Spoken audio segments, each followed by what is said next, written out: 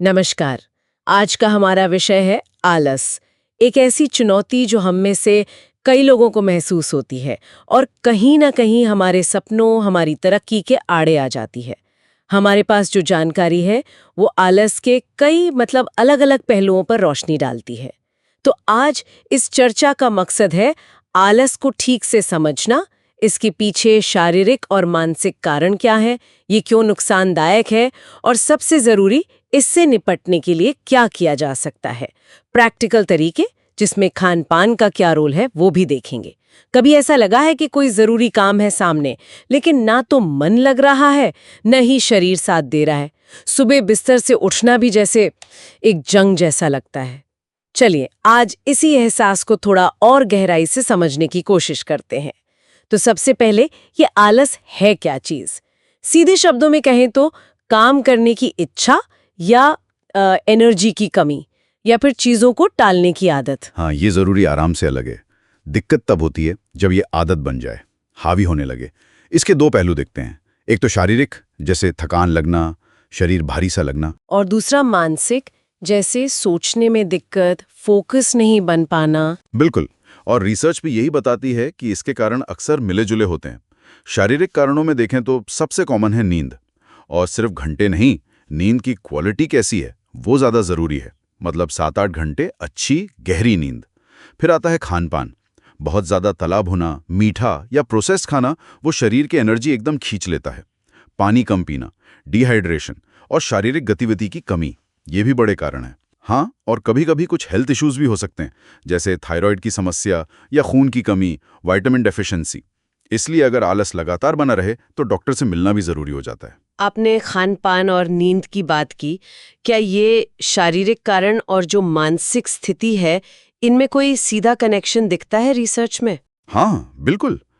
Sources इस बात पर काफ़ी जोर देते हैं कि ये दोनों चीज़ें एक दूसरे पर असर डालती हैं।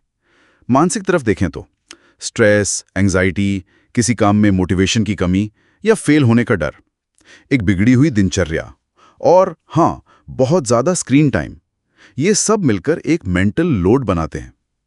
और एक दिलचस्प बात यह भी है कि ज़्यादा स्क्रीन टाइम सिर्फ टाइम वेस्ट नहीं करता, बल्कि वो डिसीजन फटीग भी बढ़ाता है। डिसीजन फटीग मतलब इतने सारे छोटे छोटे चुनाव करते करते दिमाग थक जाता है कि फिर ज़रूरी काम शुरू करने का फैसला लेना भी भारी लगता है। अच्छा, ये तो नई बात है। और वो सुबह का आलस जो बहुत लोगों को होता है, सुबह उठना इतना मुश्किल क्यों होता है? उसके पीछे एक चीज होती है, स्लीप इनर्शिया। मतलब जागने के बाद भी दिमाग और शरीर पूरी तरह एक्टिव नहीं हो पाते, सुस्त रहते हैं। हमारी जो बॉडी क्लॉक है, सर्केडियन रिदम, उसमें गड़बड़ी भी एक वजह हो सकती है। और जैसा पहले कहा, रात का भारी खाना वो पाचन पर इतना जोर डालता है कि सुबह शरीर थका हुआ महसूस करता है। अधूरी नींद या फिर अगले दिन को लेकर चिंता, वो तो है ही। और इसी से जुड़ा है शरीर का भारीपन महसूस होना। हाँ, और ये एक साइकिल बन जाता है, एक दुष्चक्र। गलत खान-पान, पानी की कमी, नींद की कमी, इन सबसे शरीर भारी लगता है। और जब भारीपन लगता है तो फिर हिलने डुलने का, एक्टिव होने का मन नहीं करता।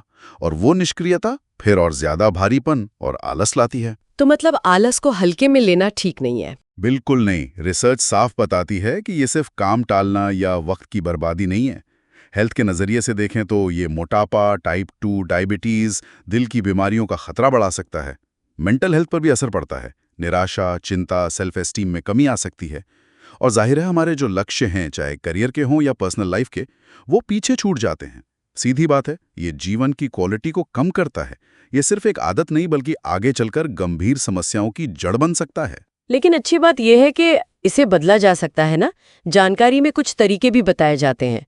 शुरुआत छोटे कदमों से करने की सलाह दी जाती है। जैसे कोई बड़ा काम है तो उसे छोटे छोटे हिस्सों में बांट लें। एक तरीका है 5 मिनट रूल। खुद से कहें कि बस 5 मिनट के लिए ये काम शुरू करना है। हाँ, ये 5 मिनट रूल बहुत कारगर है। हाँ, रिसर्च कहती है कि अक्सर सबसे बड़ी मुश्किल काम शुरू करने में ही होती है। एक बार शुरू हो जाए तो फिर मोमेंटम बन जाता है। बिल्कुल सही। और इसके साथ साथ माइंडसेट पर काम करना भी जरूरी है। अपने काम का क्यों ढूंढना, मतलब उस काम के पीछे का मकसद क्या है, वो जानने से मोटिवेशन मिलता है। लक्ष्य एकदम साफ होने चाहिए। स्मार्ट गोल्स जिन्हें कहते हैं, specific, measurable, achievable, relevant, time bound. और हाँ, एक्सरसाइज। रोजाना सिर्फ 30 मिनट की कोई भी फिजिकल एक्टिविटी। इससे एंडोर्फिन्स रिलीज होते हैं जो मूड अच्छा करते हैं, एनर्जी लेवल बढ़ाते हैं। रिसर्च बताती है कि रेगुलर एक्सरसाइज, खास तौर पर वो जो मेंटल फॉग होता है ना, सोचने में धुंधलापन, उसे साफ करने में मदद करती है। और खान-पान की भूमिका, उस पर क्या खास ध्यान देना चाहिए? खानपान तो बहुत ही अहम है। जानकारी यही कहती है कि साबुत अनाज जैसे दलिया, ओट्स, ये धीरे धीरे एनर्जी रिलीज करते हैं, तो एनर्जी लेवल स्टेबल रहता है। जबकि ज्यादा मीठा खाने से एनर्जी एकदम से बढ़ती है और फिर तेजी से गिरती है, जिससे और सुस्ती आती है। हाँ, वो शुगर क्रैश जिसे कहते हैं। बिल्कुल। तो फल, सब्जियां, प्रोटीन जैसे दालें, अंडे, पनीर और थोड़ी मात्रा में मेवे और बीज, ये सब फायदेमंद हैं। और पानी खूब पीना चाहिए। एनर्जी लेवल बनाए रखने के लिए बहुत जरूरी है। जंक फूड, भारी, ऑयली खाना, इनसे बचना चाहिए। ये पाचन पर बोझ डालते हैं और सुस्ती लाते हैं। तो मतलब आलस कोई ऐसी चीज नहीं जिससे छुटकारा न पाया जा सके? बिल्कुल नहीं। ये कोई परमानेंट चीज नहीं है।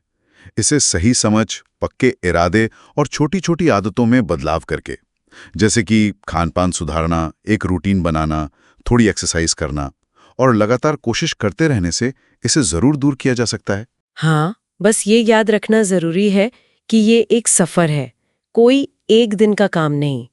छोटे छोटे कदम उठाएं, अपनी हर छोटी कामयाबी को सराहें, और अगर कभी थोड़ा पीछे हट भी जाएं तो निराश ना हो, दोबारा कोशिश करें।